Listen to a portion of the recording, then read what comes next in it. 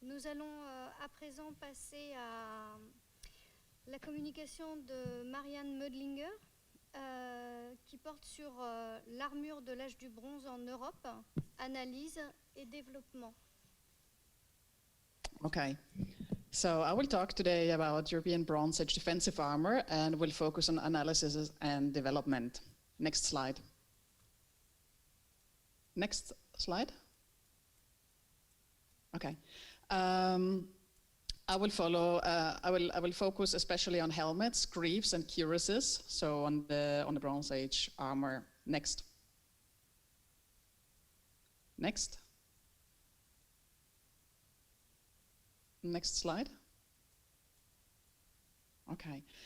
I will provide you with an overview on weapon combinations, find spots, typology, chronology, manufacture, and the usage of this armor. So we know a lot of. I'm wondering. I'm sorry. The animations doesn't work. They don't work because I have some animation here and I can't see the images below. Oh dear. Okay. Oh well.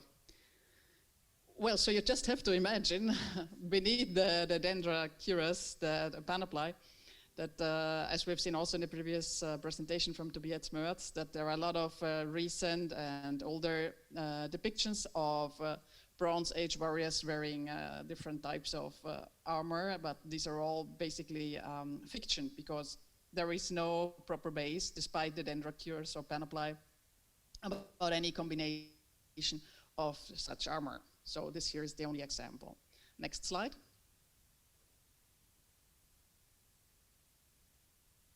Next slide. Next slide, please. Can you hear me? Hello? Next slide. I don't hear anything. Is there something wrong? At the next slide, please.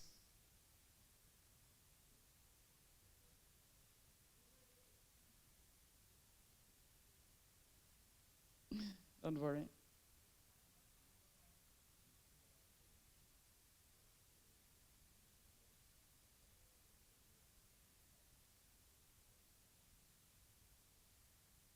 Ah, okay, I see.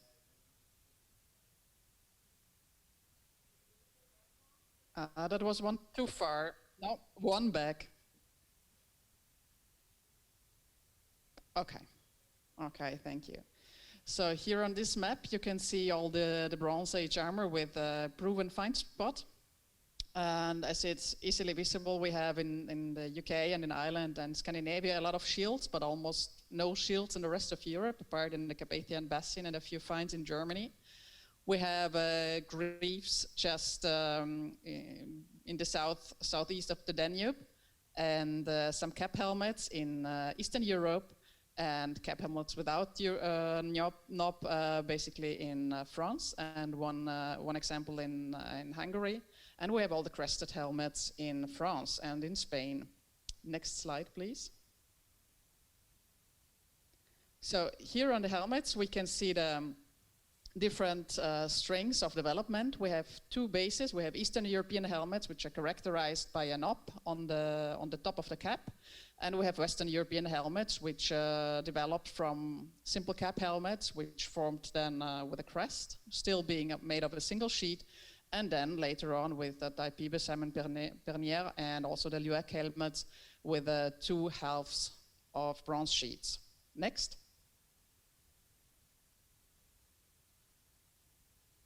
Okay, you can see here the distribution or the find map of all these helmets. Now it's a bit clearer without the other armor around. So we have the cap helmets with the knob, of basically deriving all from Eastern Europe. And we have the crested helmets from France and the cap helmets without knob, also mainly in Western Europe and just one case in Eastern Europe. What is not mapped is, next slide.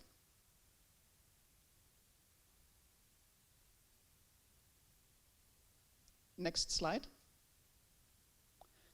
These helmets are all not mapped because they're on the market or they were just found illegally Thank you.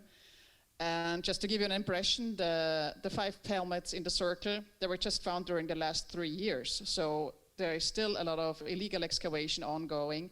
And I have to say, it is really frustrating because half of the helmets from Eastern Europe basically are on the market.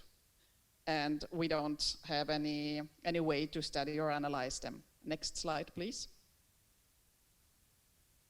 So this is the distribution of the different helmet types. We have the helmets type Oranienburg, which are really made of a thin bronze sheet. And you can see the newly made finds, which derive surprisingly also from Poland and from southwestern Ukraine. So I have to adapt also the distribution area here. And there's also one find from Greece, which is not secure, but most likely it derives also from Greece. And as you can see here, most of these helmets are distributed in the Carpathian Basin with a few other finds also in Italy and in Germany and Poland. Next slide, please. So here we have an overview of the first European metal helmets. So we have, of course, the Dendra helmet, which is made only from boar tusks. Then we have this interesting helmet with an unknown find spot. I noted it before, it was probably deriving from Greece, which is made of one sheet only. And this is a perfect transition piece, actually. Its authenticity was seriously doubted, but metallographic analysis showed that it's actually an original, because here you can see also the boar tusks drawn on the helmet surface. And this is basically the oldest metal helmet, it seems, because it's the transition piece from the organic helmets with boar tusks and they've later on bronze helmets. And you can see here also the Knossos helmet, which has a riveted on knob, and then the helmet from Beach from Poland, which already has a cast on knob, as all the other helmets of the same type later on have as well. Next slide, please.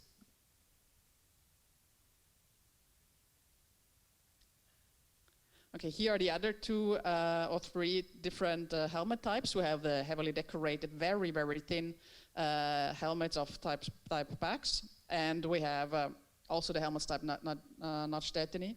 And unfortunately, please, if you see any of these 2 helmets somewhere on the market or appearing anywhere else, please let me know, because they were illegally excavated during the last years. And then the last helmet type is the very massive type Bischkold, which is also the youngest helmet type. And this is something completely different when you have these 3 helmets in hand. You see it's very massive, it's really heavy, and the other 2 helmets, so type Axe and type Notch-Tetany, they're very thin, very light. Next slide, please.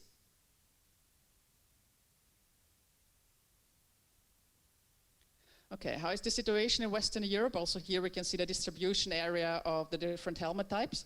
I don't go into details here. What is very interesting now, we have also 2 new finds of helmets Duploek from Slovakia. They were found by mushroom finders in Slovakia and are now in a local museum, which is a good news.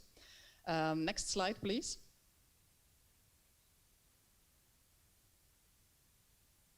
So how did they develop in Western Europe? So we start with the very basic cap helmets type Montpellier, made of one single bronze sheet, and then these helmets changed to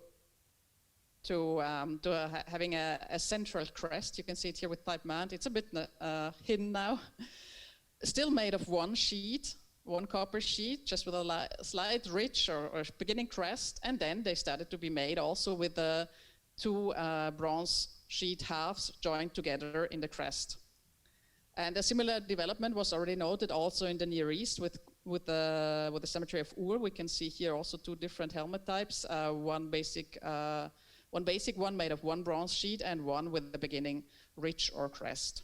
And here I have to say that the weight is more or less the same. They range between half a kilo, 1 kilo, and we don't have these rather massive differences in weight as with the Eastern European helmets. Next slide, please.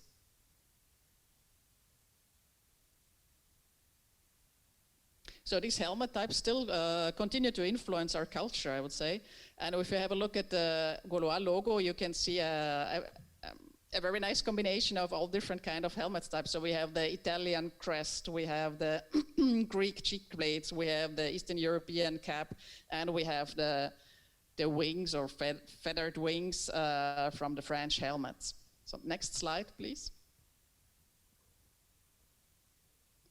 So here you can see the distribution of the greaves, and what is really peculiar is that we have only 2 greave finds which are on the other side of the Danube, so in the northeastern parts of the Danube. All the other finds in the southwest of the Danube. And from the decoration you can see as well that the younger Italian greaves, they imitate the decoration of the older Greek greaves. Next slide, please. The cuirasses can be easily distinguished into 3 main groups. So we have the Greek cuirasses. Okay, I will hurry up. Which are basically panoplies. We have the Carpathian cuirasses, which don't have any more shoulder protections or leg protections, and the French cuirasses, very similar to the Carpathian cuirasses as well. Next slide.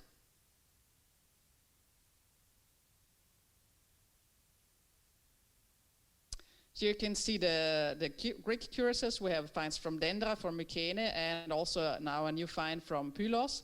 And these are characterized by a very thick bronze sheet, and that the inner lining, the staffing basically is permanently fixed on the bronze sheet. So you can see here the little holes where it was fixed with a little cord, which in part is still present. Next.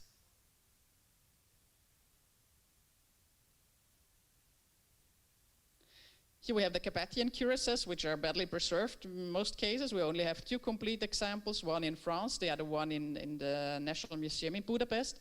And that is a very particular piece, because you can see here, it has on the left, some similarities also with the Greek cuirasses, so a higher neck protection. We have rivet holes along the edges of the armpits and on the base.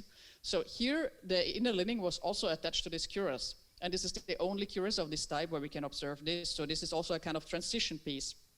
And now the cuirasses are also decorated. Not very much, but they are a little bit decorated. And this goes along also with a thinner bronze sheet. Yeah, it's okay. Next slide. Next. And this continues also with the French cuirasses. So they are decorated all over, kind of horror vacui. And the reason is also that decoration stabilizes the bronze sheet. So the thinner it gets, the more you need to stabilize it with a relief, and it gets more stable that way. Next. So now for the manufacture. Next, we focus on surface studies and alloy composition and some metallographic analysis. Here you can see the variety of alloy composition from Eastern European helmets. On the left you see the cap, and we see the highest variation with the bell helmets or helmets type Bischkolz, which are the youngest, so they contain much more lead.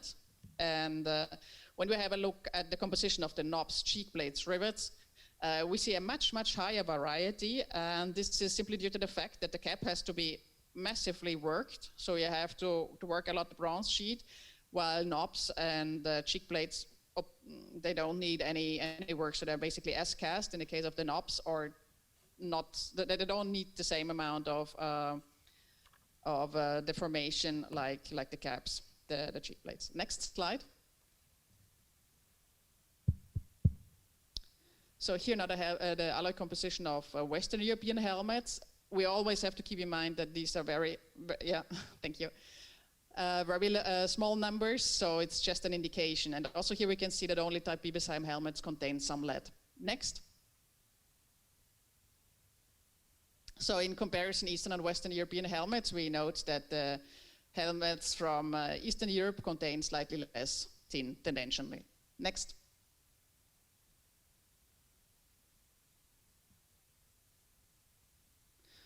Okay, here you can see the different metallographic structure indicating different amount of work on the helmets. Next. I don't go into details here now. And you can see, or we can reconstruct now the way the helmets were produced. So they were basically produced by hammering from the inside to achieve the deformation to form the cap. And then the knob was cast on. Next.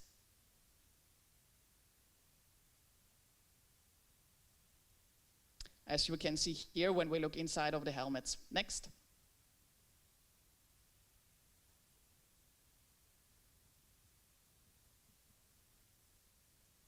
The yellow composition from cuirasses is a bit different. It seems tendentially that they contain less tin by time and also some lead. At least the French cuirasses contain some lead. The little pendant you can see here, it's about 5 to 6 centimeters, contains about 18% tin, but again, this is something different. It's S-cast and it doesn't need to be worn in battle. Next.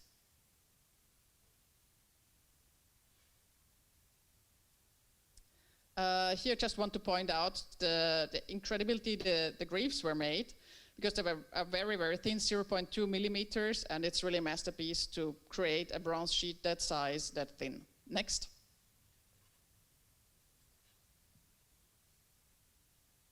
Here we can see some working traces from the application of the decoration of the greave. So it was marked before on the bronze sheet, and then the decoration was applied. Next.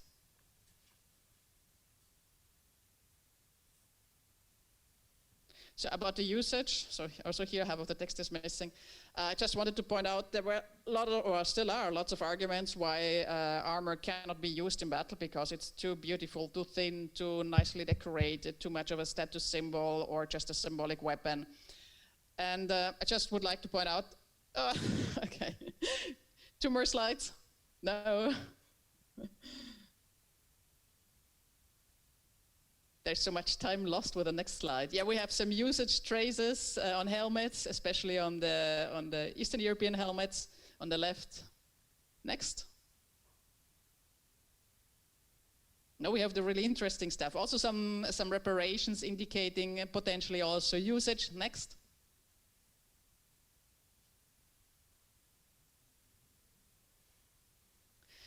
And it does hurt when you don't wear your helmet, of course. Next.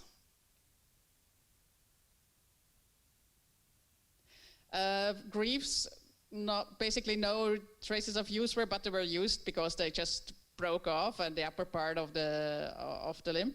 Next, and it was repaired. So the Dendra paradoxon is just to point out that for us, it's sure that the Dendra cuirass or panoply was used, but we don't want to assume the same for the rest of the European cuirasses, which I found very peculiar. Next. Especially since now you don't see everything, we have a lot of use-wear traces as well and reparations. So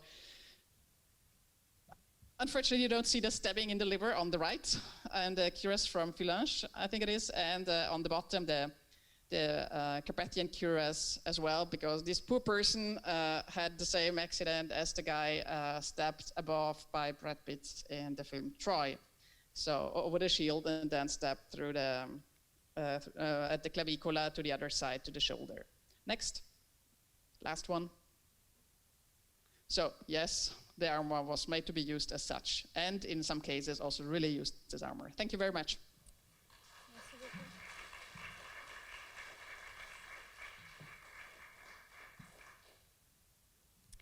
Merci beaucoup.